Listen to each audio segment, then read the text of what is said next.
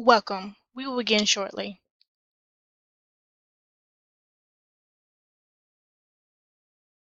The first step to buying a home is finding the right loan that will fit your needs. I created this webinar to complement my yearly Finance the Dream Guide ebook that's published by the end of October. Use this webinar as a resource for your Maryland real estate purchase. If you need further assistance, don't hesitate to contact me. Let's get started. So today's agenda, I'll discuss a little bit about me, different components of a mortgage such as what's included, how to qualify, available programs, relocation plans, and information about agents and agency. So, my name is realtorleaven. I am a licensed realtor in Virginia, Maryland, and DC with Keller Williams Realty. I have been in real estate for over 15 years assisting homeowners and home buyers with their real estate goals. I'm also a notary public in the Commonwealth of Virginia. Let's begin. So, mortgages. To understand about mortgages, we must first understand the breakdown of a mortgage payment. If you decide to move forward with buying a home, your new mortgage will include several items. The basics of all mortgages is PITI. P is for principal, I is for interest, T is for taxes, and the last I is for insurance. Depending on the loan program, you may also have what's called PMI, which is private mortgage insurance.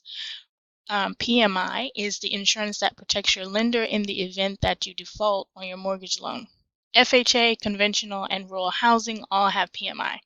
I'll discuss the different types of loan programs later. The monthly payment will also factor association dues if you are buying a home within an HOA or condo. If you buy a home with a HOA, homeowners association, or a condo in a condo association, the monthly fee will also be calculated with the monthly mortgage payment. It's a part of the total housing ratio when your lender approves your loan and maximum monthly payment amount. All items together are your total housing ratio. Be leery of online calculators as they may only calculate principal and interest. Don't get too excited about a low payment. I mean, if it says that the monthly payment on $300,000 is, $1,200, chances are it's not including everything. So once you get approved, make sure that you ask your lender what's the maximum payment amount you can exceed and what's the interest rate they gave you based on that payment. If the monthly payment amount is $2,500 a month, you cannot go over that amount by $1 because it will exceed your maximum payment threshold. The maximum payment will include PITI, PMI, HOA, and or condo dues if there are any. All of those things together cannot exceed, if you were approved for $2,500 a month, they cannot go over that. All those things together. So, mortgage programs in Maryland. So there are different mortgage types.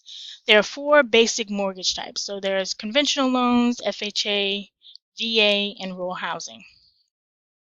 Conventional loans are more conservative with their debt-to-income ratios and have higher credit score requirements. FHA is less conservative with their debt-to-income ratios and have a lower credit score requirement. VA and rural housing development do not have down payment requirements, though they have restrictions. With a VA loan, you have to be a veteran or a surviving spouse of a veteran to qualify. For rural housing, you must purchase a home in an area that's rural and it's actually eligible on their map. Down payment programs shared in this webinar will most likely be used with either a conventional or a VA loan or a FHA loan. So next, you need to get approved. There are differences between pre-qualified, and being pre-approved. Being pre-qualified, no documentation has been reviewed, they haven't submitted anything, you just basically, they may have checked your credit to tell you, but you want to submit all your documentation so you don't have any issues or glitches in the future. So you'll need 2 years of rental history, 2 years of work history in the same line of work, 2 months of income, your recent pay stubs, 2 months of bank statements. You'll have to give the lender authorization to pull your credit, 2 years of W-2s, 2 years of tax returns, and any additional information that your lender requires. If you're self-employed or have business income as well, you'll need additional documentation. To qualify for the programs in this webinar, you'll need a credit score between 620 and 680. Some programs have income restrictions based on the county or household size or your household size. First-time home buyer requirements, not all programs have first-time home buyer requirements, but most of them do. To be considered a first-time home buyer, you cannot have owned a home within the last 3 years. And some programs also would like you to take, and it's a requirement to take a homebuyer education class. The class can be done online or actually in person. So, programs by the state. So, Maryland has several programs. In the webinar, I am highlighting the most used programs. There are other programs not in this webinar, but these are the most that are used that I found that were actually beneficial to people that I've had my clients get qualified for. So there's the Flex 500. So with that program, you can get up to $5,000 to purchase a home. The Flex 4% grant is a grant program that allows you to get 4% of the sales price for down payment and closing costs. The 3% grant mirrors that. It's just 3% instead of 4%. And there's the Smart Buy 2.0. So this is a great program if you have student loan debt. So you can get up to $45,000 to buy a home. $40,000 of the money goes to paying off your student loan debt. Though it's going to be based on 15% of the sales price. So, and you also get $5,000 in down payment assistance. All student loan debt must be paid off with the program. So if you still are going to have student loan debt and it's not going to take care of it, then it doesn't make sense to use the program. And there are also other 100% financed programs by local lenders. There's other grant programs by other lenders, but those programs change. That's why I did not want to list them here. And other down payment programs as well. So programs by county. So in Anne Arundel County, there is what's called the Mortgage Assistance Program, and with that program, you can get up to $20,000 to purchase in Anne Arundel for first-time home buyers. Baltimore City. Baltimore City has an employee homeownership program, which is $5,000 for Baltimore City employees. There's a Vacants to Value Booster program, which is up to $10,000 for formerly distressed homes and distressed properties. Buying in Baltimore is up to $5,000 to buy a home in Baltimore City. Live near your work, up to $18,500 to buy a home in Baltimore City. Funding is going to be based on where you work, though. So, City of College Park. There's the homeownership grants. You can get up to $5,000 for city employees, police officers, those that work at the University of Maryland, those that work at Washington Metro Area Transit Authority, Prince George's County, and Maryland National Capital Park, career firefighters, EMTs, as long as they purchase a home in this City of College Park. There is the CPCUP homeownership program that's up to $15,000 for university and city employees to buy a home in the City of College Park.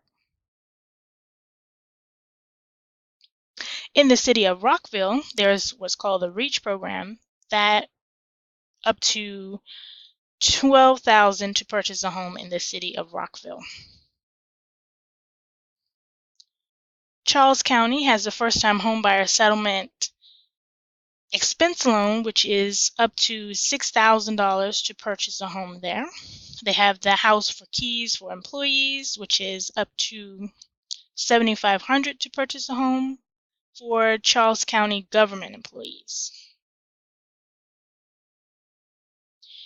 Frederick County, Maryland, Homeowners Assistance Program. That program allows for up to $10,000 for home buyers with incomes less than 80% or less of the Washington MSA median income limit.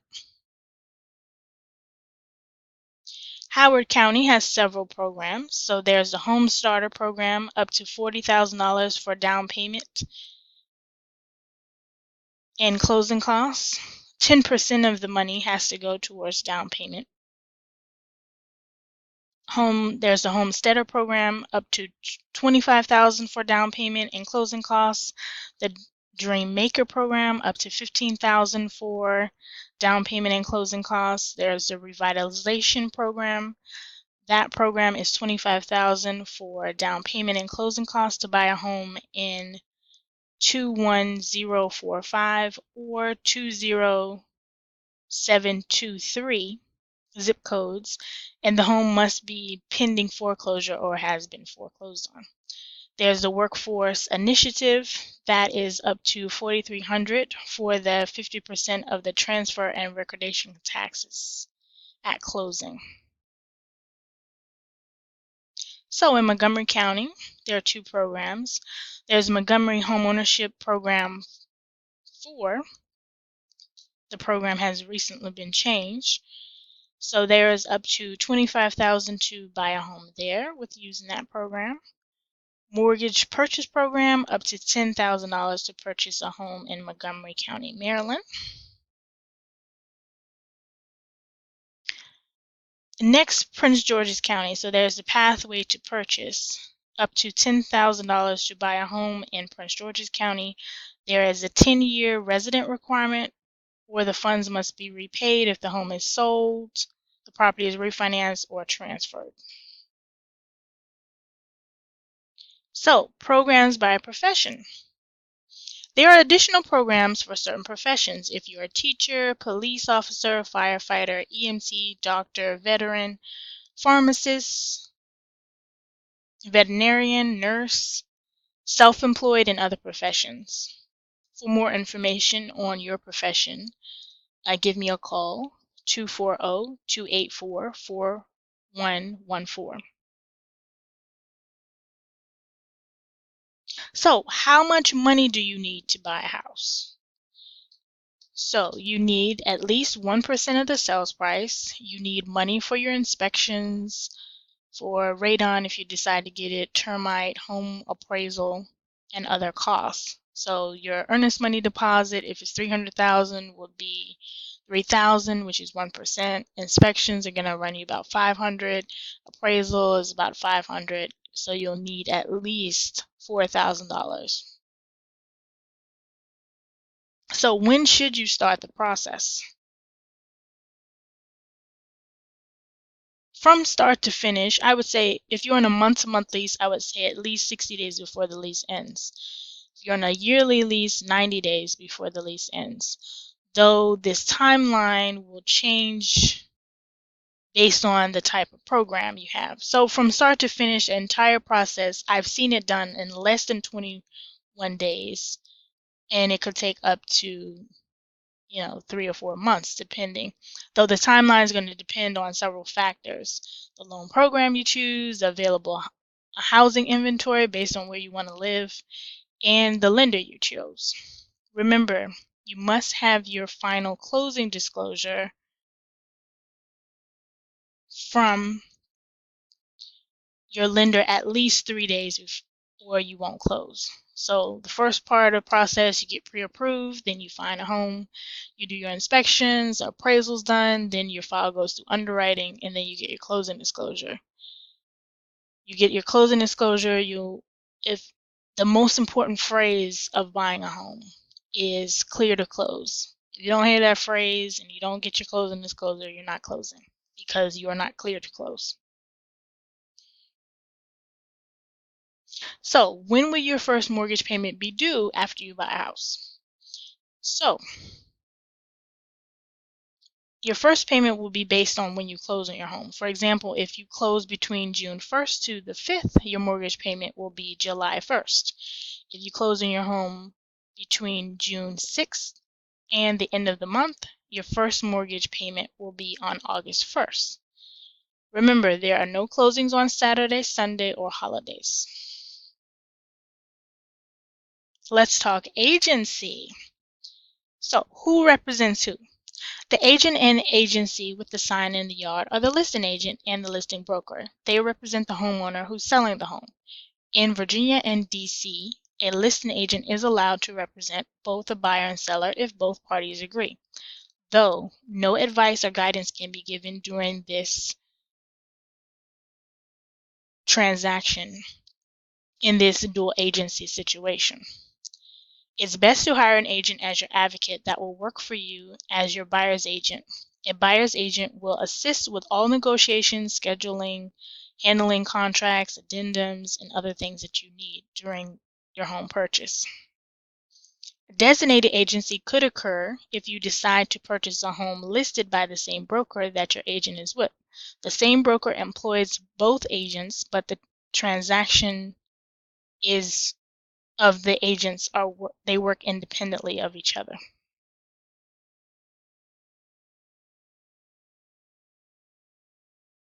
So, in order for you to have a buyer's agent, you have to sign a buyer agency agreement.